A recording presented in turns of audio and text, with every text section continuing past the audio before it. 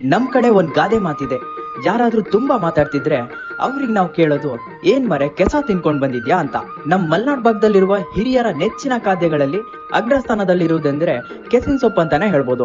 ತೋಟದಲ್ಲಿ ಹಾಗೆ ರಸ್ತೆ ಬದಿಯಲ್ಲಿ ಸಾಮಾನ್ಯವಾಗಿ ಮಳೆಗಾಲದ ಪ್ರಾರಂಭದಲ್ಲಿ ಕಂಡು ಬರುವ ಈ ಕೆಸಿನ್ ಸೊಪ್ಪನ್ನು ವರ್ಷಕ್ಕೆ ಒಮ್ಮೆಯಾದರೂ ಮಲೆನಾಡಿನ ಹಳ್ಳಿಯ ಪ್ರತಿಯೊಂದು ಮನೆಯಲ್ಲಿ ಆಹಾರವಾಗಿ ಬಳಸುತ್ತಾರೆ.